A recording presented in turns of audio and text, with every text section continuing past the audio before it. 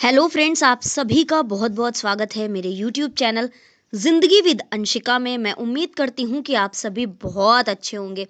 तो फ्रेंड्स, जैसा कि आप सभी जानते हैं कि आज अक्टूबर महीने की 12 तारीख है और 12 अक्टूबर वर्ष का 285वां दिन होता है, लेकिन लीप ईयर पड़ने की वजह से इस वर्ष फरवरी में 29 दिन थे और वर्ष 2024 में होंगे 366 दिन। तो आज वर्ष 2024 का 286वां दिन है और वर्ष 2024 में अभी मात्र 80 डेज यानी कि 80 दिन बाकी बचे हैं।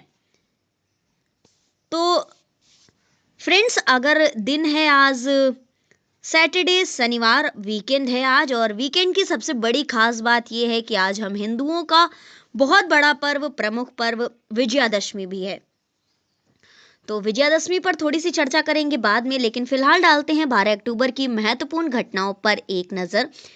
1860 में ब्रिटेन और फ्रांस की सेना ने चीन की राजधानी बीजिंग पर कब्जा जमाया था। 1986 में 12 अक्टूबर को जनवरी 87 से आगामी 5 वर्षों के लिए जेवियर परेज द कुइयार संयुक्त राष्ट्र संघ के महासचिव निर्वाचित हुए थे। 1992 में मिस्र की राजधानी काहिरा में भूकंप से करीब 510 लोगों की मौत हुई थी। 1997 में अल्जीरिया के सिदी दाऊद में 43 लोगों का नरसंहार हुआ था। 1999 में पाकिस्तान में सेना द्वारा तख्ता पलट के बाद जनरल परवेज मुशर्रफ सत्ता पर काबिज।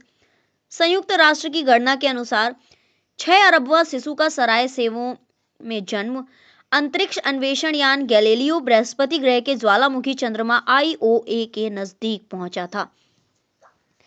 वर्ष 2000 में अंतरिक्ष यान डिस्कवरी फ्लोरिडा से अंतरिक्ष में प्रक्षेपित हुआ था।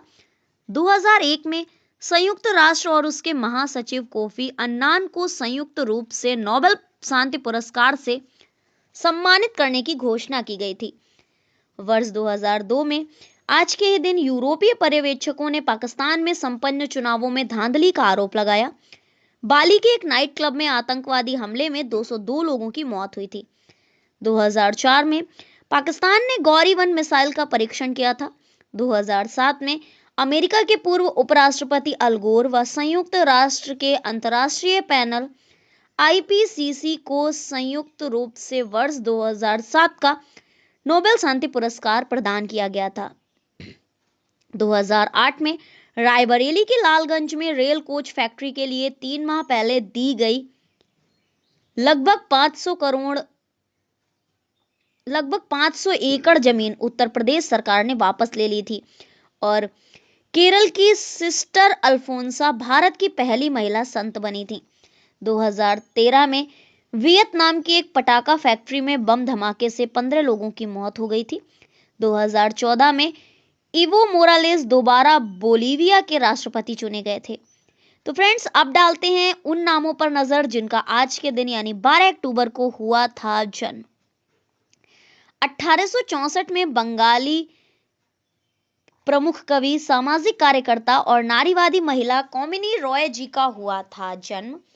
1888 में पेरीन बेन पहली क्रांतिकारी और बाद में गांधी जी की अनुयायी थी, इनका जन्म हुआ था। 1908 में प्रसिद्ध वैज्ञानिक आत्माराम जी का हुआ था जन्म। 1911 में विजय मर्चेंट ड्रॉन ब्रैडमैन के जमाने के महान भारतीय क्रिकेट खिलाड़ी थे, उनका जन्म हुआ था। 1919 में विजया राजे सिंधिया भारतीय जनता पार्टी की प्रसिद्ध नेता, उनका जन्म हुआ था। 1935 में शिवराज पाटिल पंजाब के राज्यपाल, पूर्व लोकसभा अध्यक्ष और फेमस पॉलिटिशियन है, इनका जन्म हुआ था। 1938 में जन्म हुआ था प्रसिद्ध उर्दू शायर और गीतकार निदा फाजली जी का। 1943 में शिवनाथ मिश्रा का हुआ था जन्म, भारत के प्रसिद्ध सितार वादक हैं।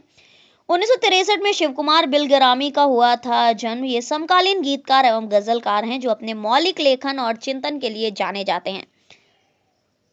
1980 में जन्म हुआ था सोशलिस्ट किरण मिश्र जी का। 1894 में अकबर हैदरी का हुआ था जन्म, भारतीय सिविल सेवक और राजनीतिज्ञ थे। अब डालते हैं उन नामों पर एक नजर जिनका हुआ था आज के दिन निधन। तो आज के दिन सिर्फ 2 महान हस्तियों का निधन हुआ था। वर्ष 1967 में डॉक्टर राम मनोहर लोहिया, जो कि भारतीय स्वतंत्रता सेनानी थे, इनका निधन हुआ था। 1993 में P वेंकट सुबैया का हुआ था निधन, बिहार और कर्नाटक के राज्यपाल थे। फ्रेंड्स, आज के दिन विश्व डाक दिवस सप्ताह तो चल ही रहा है, राष्ट्रीय विधिक सहायता दिवस भी मनाया जा रहा है, साथ ही कोलंबस दिवस भी आज के दिन है। और आज के दिन की सबसे बड़ी खास बात यह है कि आज है विजयादशमी का पावन पर्व। तो अगर एक सोचने वाली बात है, मैं कुमार विश्वास जी को सुनने की मेरी आदत है, मैं उनको सुनती रहती हूँ, तो मैं उनका एक शो सुन रही थी। तो उसमें था कि क्या कभी ये सोचा है कि विजयादशमी के पहले ये नवरात्रि क्यों मनाई जाती है? तो इसका भी एक कारण है कि जब भगवान राम लंका पर चढ़ाई कर रहे थे तो उन्होंने माँ की 9 दिन आराधना की थी। और जिस दिन वरदान का दिन था, प्रभु हमेशा माँ को 108 कमल के पुष्प अर्पित करते थे। तो 8 दिन का जो उनका अनुष्ठान था वो तो सही से निपट गया, सही तरीके से चलता रहा। और इसके पश्चात जब वरदान की बारी आई तो माता रानी ने उनकी परीक्षा लेने के बारे में सोचा कि इनका एग्जाम ले लेती हूँ। तो माता रानी ने क्या किया कि एक गिलहरी का रूप धारण किया और एक पुष्प को नीचे गिरा दिया थाल में से, और वो पुष्प तो गिलहरी का जूठा हो गया। तो अब भगवान उसको अर्पित कैसे करते? तो उन्होंने क्या किया कि कहा कि मेरी माँ मुझको राजीव लोचन कहती है कि तुम्हारे नेत्र कमल के समान है। तो मैं अपना अनुष्ठान तो अधूरा छोड़ नहीं सकता, इसलिए मैं अपनी एक आंख को माँ भगवती को अर्पित कर दूंगा। ऐसा करने के लिए जैसे ही उन्होंने अपनी तरकस से बाण निकाला और अपनी उसकी फलक को अपनी आंख की ओर लेकर जा ही रहे थे कि माँ भगवती साक्षात प्रकट हुई और उन्होंने उनका हाथ पकड़ लिया और वरदान दिया कि आपने जो अनुष्ठान किया है मैं उससे प्रसन्न हुई हूँ, मैं आपकी परीक्षा ले रही थी, आपको ऐसा कुछ करने की जरूरत नहीं है और निश्चित तौर पर आप इन आतताई शक्तियों पर विजय प्राप्त करेंगे।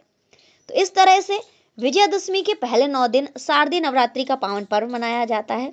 तो आज विजयादशमी का पावन पर्व है। और अगर मैं बात करूं अपने नगर की, तो हमारे यहाँ जो रामलीला होती है साकेत पर, तो हमारे यहाँ विजयादशमी के दिन रावण वध के बाद पुनः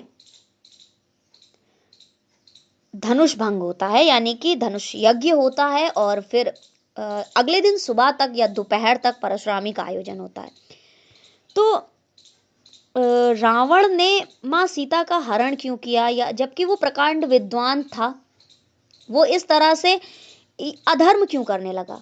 तो जब हमारे यहाँ रामलीला होती है और सीता स्वयंवर का जो एक्ट होता है वो कलाकारों के द्वारा अदा किया जाता है, तब जब राम और रावण का मिलन होता है सीता स्वयंवर में ही, तब उससे पहले जो दशानन जी जो स्पीच देते हैं उसमें मैंने सुना है कि वो बोलते हैं कि यदि मैं धर्म करता रहा तो केवल मेरा ही कल्याण होगा, लेकिन अगर मैं अधर्म करूंगा तो निश्चित तौर पर मुझ पर विजय पाने के लिए या मुझे खत्म करने के लिए प्रभु को अवतार लेना पड़ेगा।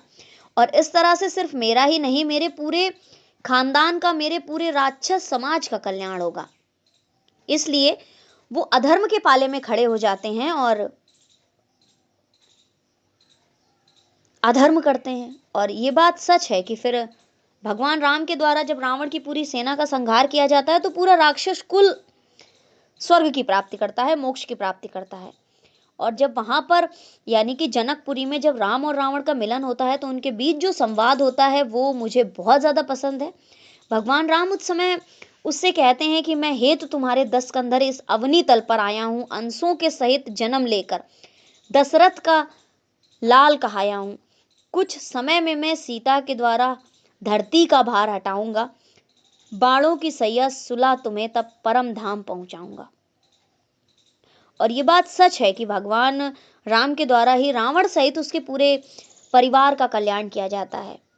दशानन लंकेश जी प्रकांड विद्वान थे, ब्राह्मण कुल में जन्मे थे और वो इतने ज्यादा विद्वान थे कि जिसकी कोई गणना ही नहीं है। तो फ्रेंड्स, आप सभी को विजयादशमी के पावन पर्व की बहुत बहुत शुभकामनाएं। इसी तरह से हर दिन से जुड़ी हुई महत्वपूर्ण जानकारियों को जानने के लिए, सुनने के लिए, समझने के लिए देखते रहे मेरा YouTube channel Zindagi with Anshika. Thank you so much, thanks for watching and thanks for supporting. Bye bye and take care.